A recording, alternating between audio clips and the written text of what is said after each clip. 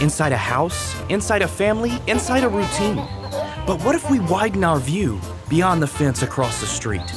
Outside, we find people struggling with loneliness, poverty, families that don't look like ours, or without a safe family at all. Jesus didn't call us to live by our neighbors. He called us to love our neighbors. What's up, Discovery family, and happy Labor Day weekend. Even in this strange season, I hope it's a chance to do something fun, maybe reconnect with some people. Holidays like this always remind me of those marathons that play the same movie over and over, year after year. One that you can catch on almost any patriotic holiday weekend, like this one, of course, is Independence Day. I'd put money on the fact that my dad is watching it right now. You know, the one with Will Smith and Jeff Goldblum and that redneck in the biplane? Which got me thinking, what's your favorite aliens coming to Earth movie or show? Toss it in the chat. I'd love to see it. Independence Day is definitely in my top, 100 or so favorite movies about aliens. Of course, up there with E.T., Men in Black, Super 8, and of course, Muppets in space. There are so many good ones out there. Have you ever thought about what you would do if aliens actually came to Earth? What if they already have? Many missed this, but earlier this summer, the Pentagon began declassifying information about UFOs and will make a huge report in a few months.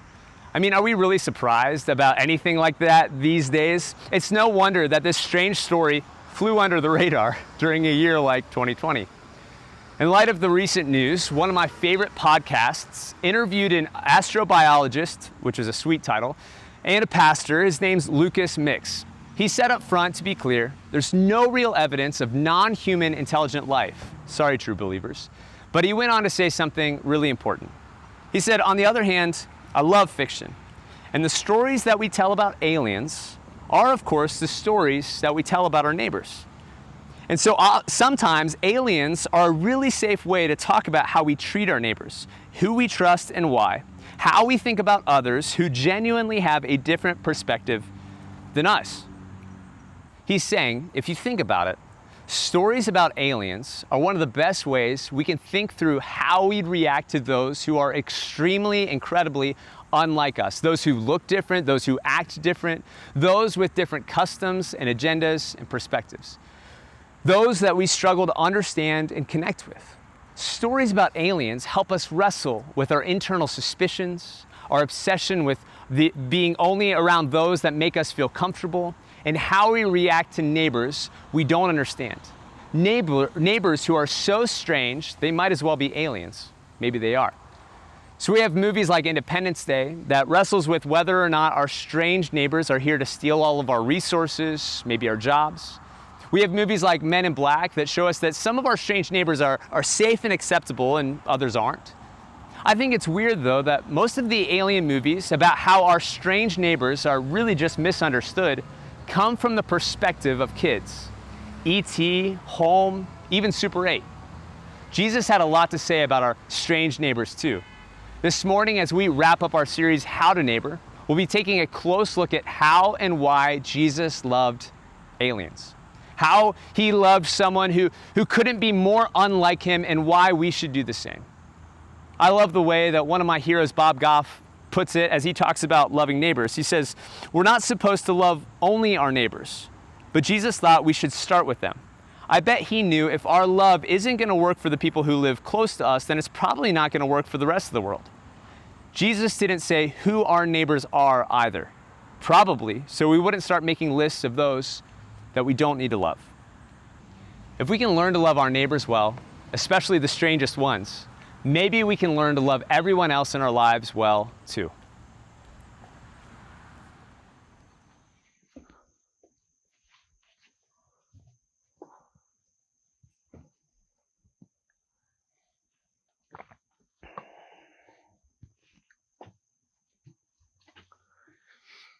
Well, since we're talking about loving people in our neighborhoods and kind of figuratively in our own backyards, here I am in mine.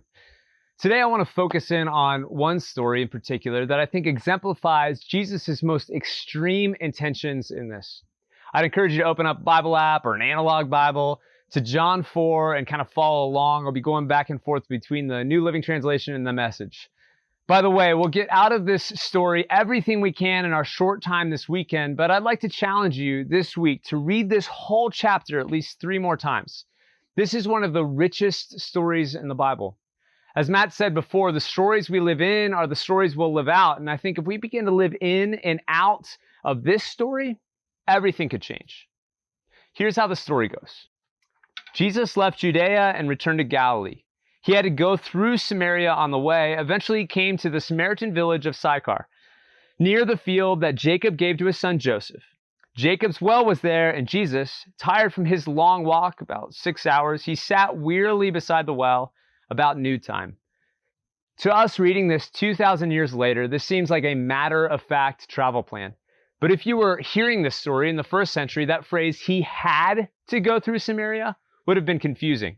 While geographically, it might have made sense, like if Jesus would have said, okay, Google, give me directions to Galilee, or hey, Siri, or Alexa, show me the way to Galilee. Hopefully your devices are freaking out right now. They all would have given you 2 options, the shortest route and the safest route. So here's a map. Jesus goes straight through, but most first century Middle Eastern Jewish men that looked and acted and believed like him would have completely avoided that route and gone the long way around. 2 roads, and Jesus loves to take the one less traveled. He loves adventure. He loves defying expectations. He loves challenging the status quo. See, Samaria in the Jewish mind was that street in your city. It was that house in your neighborhood. It was that place you told your kids not to go at night, or the house to skip on Halloween. The other side of the tracks that you would avoid or at least roll up your windows while you drove through, let alone ever live in there. Because the others lived there. The aliens lived there. I mean, for them, Samaritans might have just been short for some Martians. In the Jewish mind, Samaritans had a sketchy history. Their people were shaped by ancient conflicts and oppression. The Jewish people, like Jesus, they prided themselves on their nationality and genealogies, reaching back to Abraham, Isaac, and of course Jacob, like we see in this story. The Samaritans couldn't confidently trace back their lineage to anyone, though in many ways they acted like Jews and even believed kind of like Jews and thought of themselves sort of as Jews. They were never fully accepted by Jews. It wasn't their fault. It was just their reality. Thinking about this week reminded me of a story I heard recently. In a mostly white school in America, a teacher had assigned a project for students to research their ancestors' country of origin. The 2 black girls in the class immediately locked eyes. Because of their ancestors' history in America, they had no idea about their country of origin, and so they chose just a random country in Africa. I'd never thought about that before. I was on a training call recently learning about what it takes to possibly be a foster parent, and we were talking through some of the cultural and the racial tensions that foster parents have to learn how to navigate. When you're caring for someone who comes from a different background, you have to seek to understand first rather than assume the worst. It's an important principle. Empathy is key to loving anyone. We have to begin with listening before we can begin to love. One well-meaning guy in the training said something like this, the Bible and Jesus, they never really talk about race. I was shocked. I can't overemphasize how wrong that is. I mean, a major theme in the Bible from beginning to end is racial tension and reconciliation. From the Tower of Babel in Genesis to the Kingdom of Heaven in Revelation, God is trying to reunite his people in all of their beautiful diversity. So it points to tensions among people groups like the Jews and more vaguely the Gentiles, the Egyptians, the Ethiopians, other Greco-Roman races, and many, many others, but most pertinent to Jesus' teaching in life, the Samaritans. Over the years, a tense segregation grew between the Jews and the Samaritan people, fostering hatred and sometimes resulting in violence. Samaritans were, in the minds of Jews, half-breeds. In Harry Potter language, mudbloods. They were racially inferior, while Jews saw themselves as racially superior. The complete tragedy in all of this was that from the very beginning, God chose Jewish people specifically not to elevate them, but to empower them. God chose the Jewish people, in the words of Genesis 12, to be a blessing to all nations. That's always been God's plan, a multicultural and global return to knowing and enjoying him forever. When it says Jesus had to go through Samaria, it's likely saying Jesus was compelled, not by efficiency, but by a sense of purpose, to do just that, start some reconciliation. In fact, some speculate that this route is actually more of a detour than a shortcut. Maybe God wanted him to meet a particular person, just the right alien. You can see the tension as the story continues. Soon, a Samaritan woman came to draw water, and Jesus said to her, "Please give me a drink." He was alone at the time because his disciples had gone into the village to buy some food. The woman was surprised, for Jews refused to have anything to do with Samaritans. There's the tension. She said to Jesus, "You're a Jew, I'm a Samaritan woman. Why, of all people, are you asking me for a drink?" Jesus and his disciples had grown up in a culture full of acceptable racial slurs against Samaritans, of explanations for why those people weren't good enough for their sons or daughters to marry, justifications and blaming for why those people lived in those kinds of neighborhoods. Stories that make Jewish people always the heroes and Samaritans oftentimes the villains. News reports fostering fears about what would happen if they encountered a Samaritan in a dark alley at night. There were strict Jewish regulations that said you couldn't eat with Samaritans. You couldn't even touch a cup or a bowl after a Samaritan. Otherwise, you had to go through all of these cleansing rituals and red tape. And yet Jesus, the rebel that he is here to share a drink with her. There are countless examples in ancient Jewish literature, not the Bible for the record, but other commentators that emphasize this. Here's one kind of paraphrase that says, "Samaritans are unclean, disgusting, and untouchable from the day that they're born." But the cultural norms in Jesus' day weren't just racist, they were also sexist. Another bit of Jewish teaching says it explicitly like this: it is forbidden to give any woman a greeting at all. That's partly why the author of the story emphasizes that Jesus was alone. This was not just inappropriate, it was scandalous for Jesus to even have this conversation. Jesus' disciples eventually came back wide-eyed, confused, and worried that their mentor is breaking so many social norms and barriers. So this is how John describes it, the author of this passage. He says, "Just then his disciples came back. They were shocked. They couldn't believe he was talking with that kind of woman. No one said what they were all thinking, but their faces showed it. That kind of woman, that kind of neighbor, they're shocked. Jesus defies expectations. He defies normal. He defies comfort. He loves getting to know aliens." So let's go back to the story in verse 15. Jesus, the masterful conversationalist that he is, he keeps her captivated by talking enigmatically about, of all things, water. He's using a metaphor to describe the satisfaction and joy of getting to know him, and she's slowly catching on. She says this, "Please, sir, give me this water. Then I'll never be thirsty again, and I won't have to come here to get water." Jesus told her, "Go and get your husband." She replied, "I don't have a husband." Jesus said, "You're right. You don't have a husband, for you've had 5 husbands, and you aren't even married to the man that you're living with now. You've certainly spoken the truth." This is exactly why she's coming to get water in the sweltering afternoon heat. Most women would come in the early morning hours before the harsh sun beat down on Sychar, but she comes when she thinks no one will be there, to avoid ridicule, to avoid gossiping whispers, to avoid microaggressions of the other women that would be there at the same time. See, in their world, women were viewed as property. They had almost no decision-making power, especially over their marital status. Only men did. Chances are what she had experienced 5 times was probably less divorce and more disposal. She'd been treated like garbage by 5 men who had promised to care for her and protect her, and yet for some reason that we don't know, they had chosen to use, abuse, and eventually reject her. Can you imagine the countless heartbreaking stories here? I think it's easy to read Jesus' words with kind of a callous tone, but what if he actually said it empathetically? This woman hadn't necessarily ever done even anything wrong, but at this point it didn't matter. Her reputation was made, her scarlet letter was fixed upon her chest. Of course she refused to marry the 6th man in her life. He wasn't going to hurt her the same way the others had. Jesus doesn't avoid any of the potential awkwardness, any of the things that should, could, would keep them apart. Instead, he recklessly plows through. He has that conversation.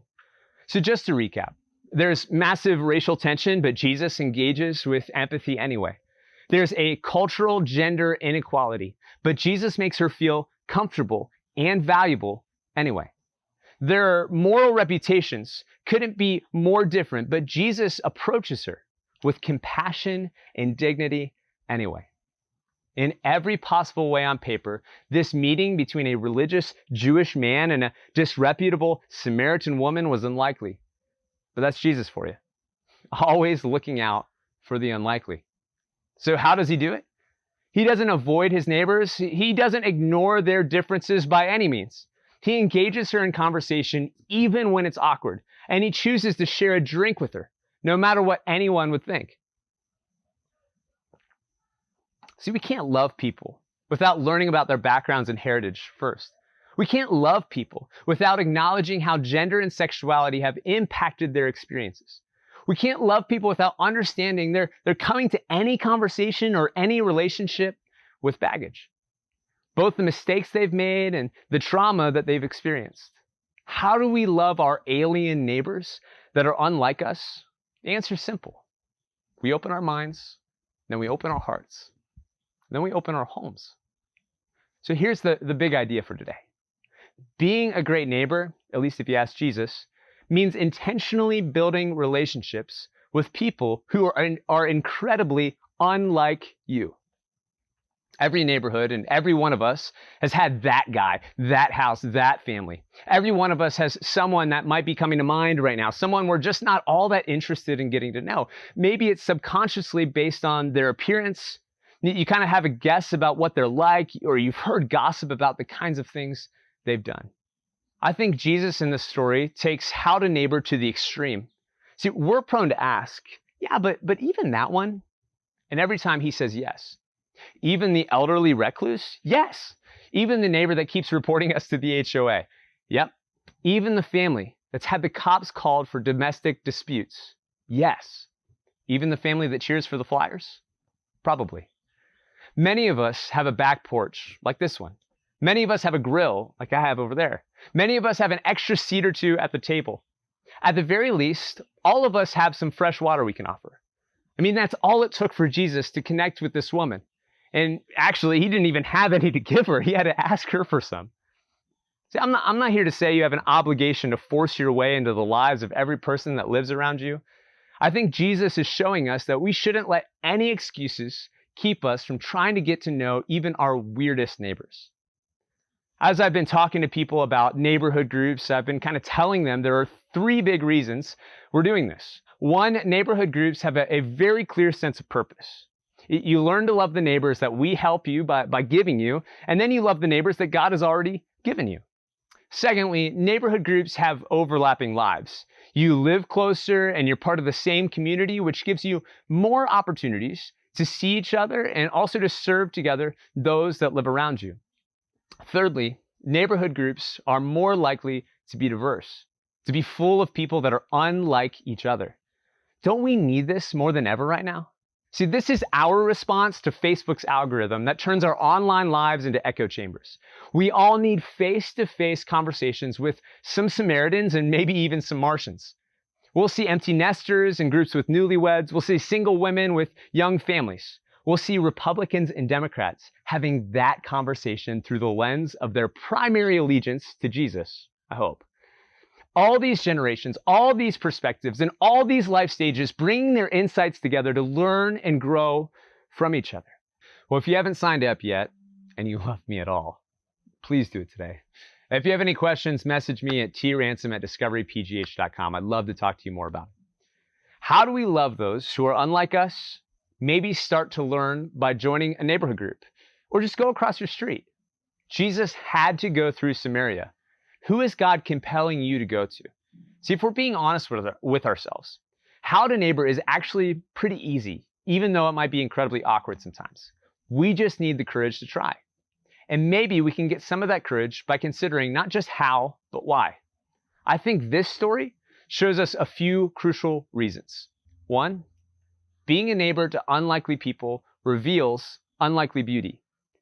Since the quarantine began, we've all been out and about. We've seen our neighbors in the wild more often. I don't know about you, but I've been looking out my window, walking past them thinking, I bet we could be friends with that couple or that one, the one with the Dalmatian, or the ones that show movies in their front yard.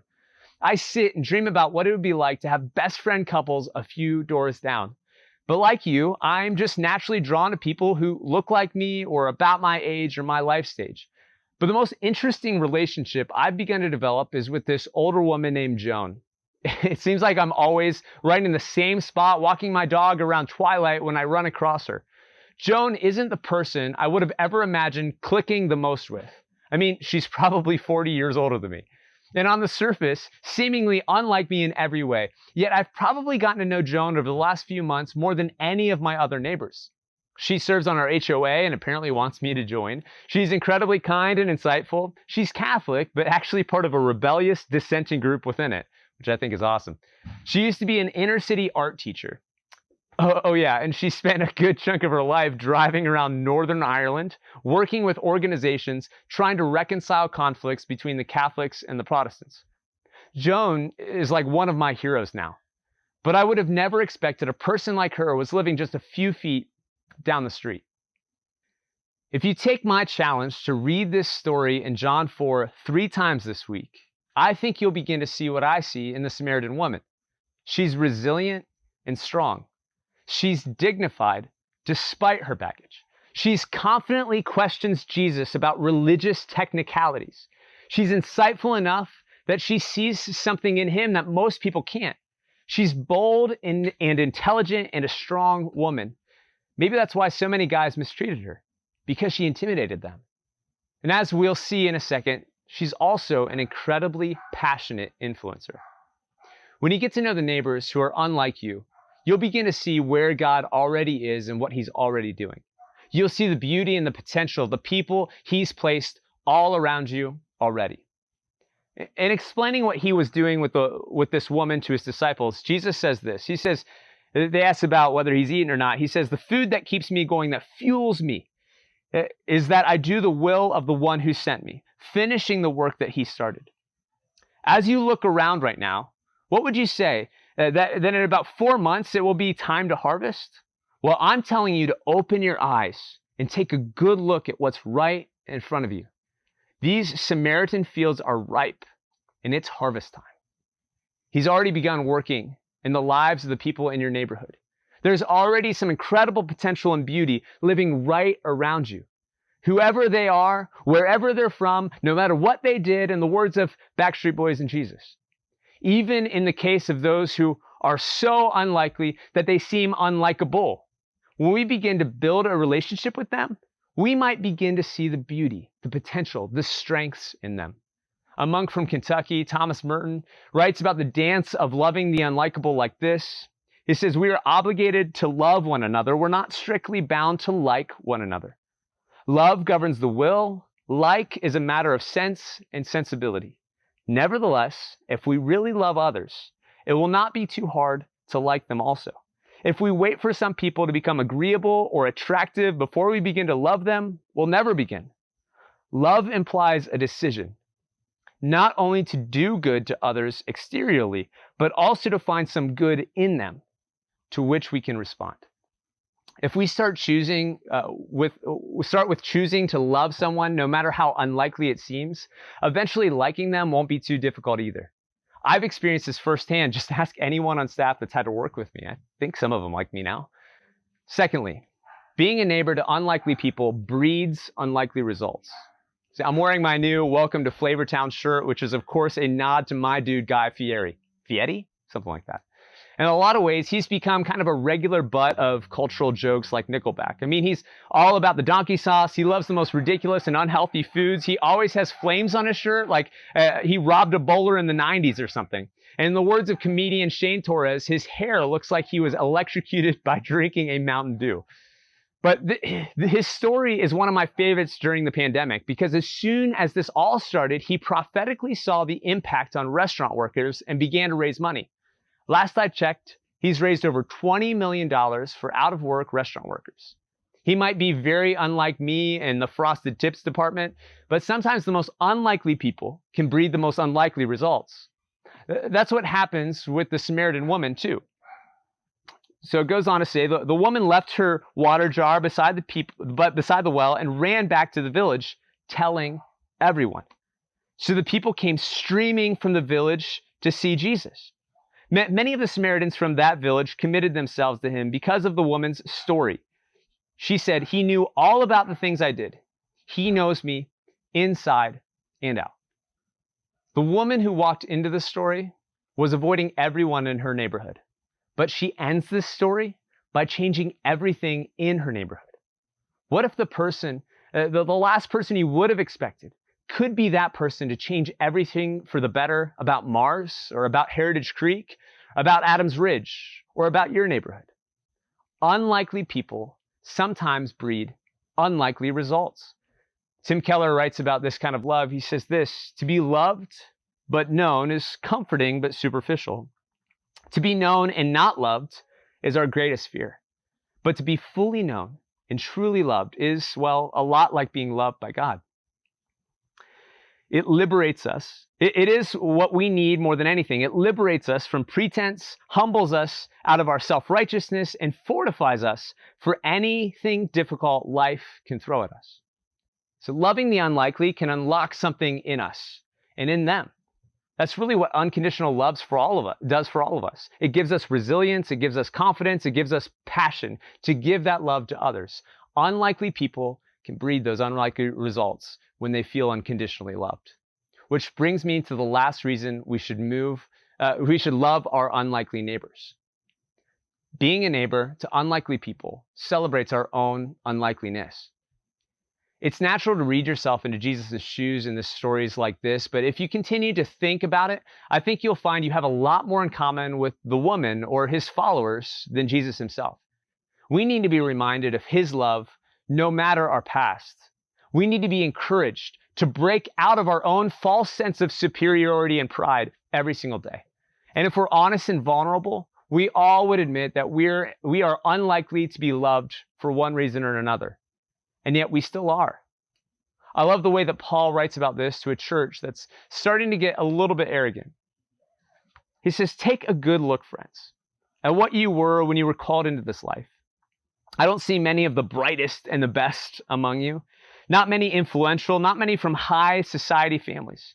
Isn't it obvious that God deliberately chooses men and women that culture overlooks and exploits and abuses, chooses the nobodies to expose the hollow pretensions of the somebodies? Everything that we have, right thinking, right living, a clean slate and a fresh start, comes from God by the way of Jesus Christ." God consistently loves and uses unlikely people. Thank God that includes you and me. So don't let any barrier stop you from getting to know that unlikely neighbor, because no barrier stopped Jesus and loving you. Lean into all the awkwardness, all the differences. Ask the questions you feel uncomfortable asking and see where the story goes as you continue to learn how to neighbor, even if they turn out to be aliens.